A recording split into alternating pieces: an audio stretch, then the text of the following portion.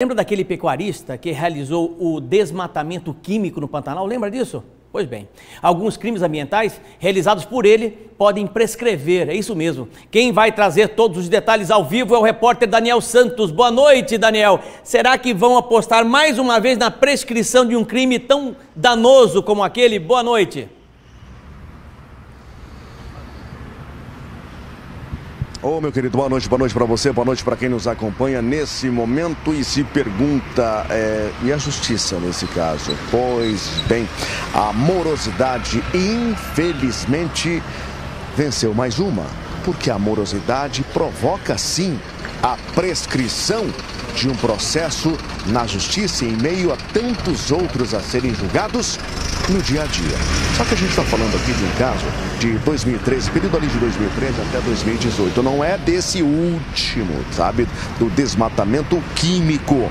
E aqui nós temos um posicionamento em relação ao que o fazendeiro, o Claudeci, o pecuarista, teria realizado o desmatamento, um corte raso, tá? Esse primeiro caso é de corte raso, de desmatamento mesmo, sabe? Corte próximo já ali à raiz de 3.847 hectares de vegetação nativa em algumas fazendas, e essas áreas eram de preservação.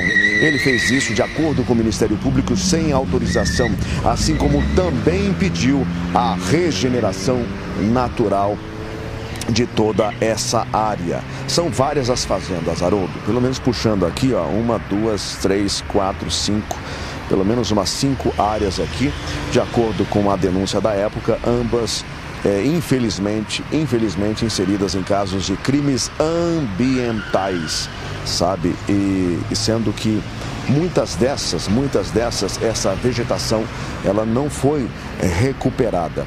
Em decisão do juiz Antônio Horácio da Silva Neto, ele disse que a defesa do pecuarista pontuou que foi demonstrada a contribuição dele, que não foi demonstrada no decorrer do processo, melhor dizendo, a contribuição dele para o desmatamento, além de afirmar que a ação penal está fundada em mera responsabilidade objetiva, ou seja, quem é o titular da área? É o pecuarista, então pode responsabilizá-lo. Em resumo, é isso. O magistrado considerou que tudo ainda será verificado no decorrer do processo. Só que ele pontuou que as datas dos fatos, 2013 a 2018, recebimento da denúncia, já se passaram aproximadamente 6 anos. Com base nisso, ele entendeu que houve prescrição do crime de impedir ou dificultar a regeneração natural de florestas e demais formas de vegetação. Então, dessa acusação específica de impedimento de regeneração natural, da natureza reagir, desse específico, o juiz considera que houve prescrição.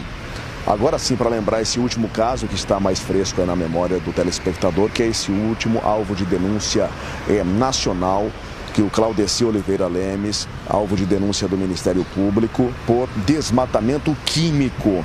E o investimento que ele fez, Haroldo, fiz questão de separar aqui, ó, entre fevereiro de 2021 e fevereiro de 2022, ele investiu 9,5 milhões de reais na compra de agrotóxicos, de produtos químicos aqui, que causou um dano ambiental gigantesco em área de preservação no Pantanal. Então, a gente tem aqui, ó, no bioma Pantanal, região que deveria ser o ícone de preservação ambiental, e por se constituir aí o patrimônio natural da humanidade e reserva da biosfera, diz aqui um trecho da citação do Ministério Público. Só que diferente daquela primeira área, Haroldo, a gente estava falando aqui em 3.800 hectares, um pouquinho mais. Essa outra aqui, ó, puxando o dado para você, exato, ó, 81.223 hectares de área infelizmente destruída por produtos químicos. Essas informações, Haroldo, elas já estão na capa do GazetaDigital.com.br. Jornalista que produziu a reportagem foi o Vinícius Mendes. Falei com ele agora há pouco justamente sobre essa separação, né? Prescrição de uma acusação específica lá atrás, 2013 a 2018. Essa outra aí do derrame, um verdadeiro derrame, né, de produtos químicos, e para isso usou aviões, né? Esse caso segue em tramitação na Justiça, Haroldo. Mas até agora, nada de punição de fato para quem destruiu muito no Pantanal mato-grossense, Haroldo. Obrigado, Daniel Santos. Guardadas as devidas proporções, tanto um com 4.000 hectares, quanto o outro com 80.000 hectares, ambos são criminosos. E você pode ter certeza absoluta que eles sabiam exatamente que estavam cometendo um crime ambiental. Não tenha dúvida disso.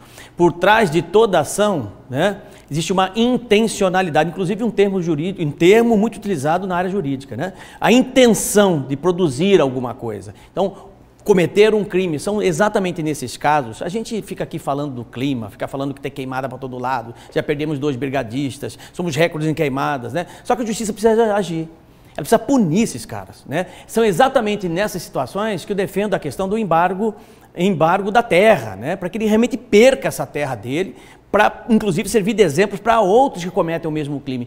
Não são poucos, não, são normalmente os mesmos. Imagine você, esse último caso aí, que esse realmente chama atenção, não chama atenção pelo tamanho da área, 80.000 hectares, gente. Isso aí que você está vendo, isso que você está vendo é veneno, isso que você está vendo, tá? Que esse cara jogou de avião, ele comprou 9 milhões de reais de veneno e jogou numa área de 80.000 hectares. Esse cara é um destruidor da natureza, rapaz, entendeu? Esse cara tinha que estar preso, estaria preso em qualquer outro país sério, por conta de um dano ambiental, de uma destruição dessa que ele cometeu. Você me desculpa, eu não sou justiça, não sou nada, mas assim, eu fico indignado como cidadão. Aonde que nós vamos parar numa situação como essa, um cara que simplesmente e aposta na prescrição, está apostando na mesma prescrição do outro que destruiu 4.000 hectares. Quer dizer, os caras são reincidentes, eles cometem o crime já sabendo exatamente que estão fazendo a coisa errada e, como tem muita grana, contrata bons advogados para prescrever, entendeu? A prescrição, a procrastinação virou instrumento jurídico nesse país há muito tempo. Eles jogam com isso o tempo todo. Olha, é terrível, né, você ter aí uma situação como essa aí. Os reis da motosserra, os caras que destroem o meio ambiente, né? Destroem do jeito que destruíram aí, como vocês viram nas imagens, né? E se continuarem dessa forma, vão acabar destruindo todo o meio ambiente, né? Porque não conseguem produzir com sustentabilidade. Inclusive, hoje assisti no Congresso Nacional um debate importante na TV do Congresso Nacional sobre meio ambiente, a preocupação exatamente com relação ao meio ambiente e as medidas que precisam ser tomadas, né?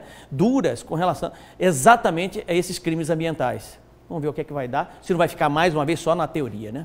Só na vontade, que infelizmente tem se configurado dessa forma. Inúmeras conferências do clima, todo mundo preocupado com o clima, todo mundo preocupado com as queimadas, mas efetivamente diminuir as queimadas, não se tem esse resultado.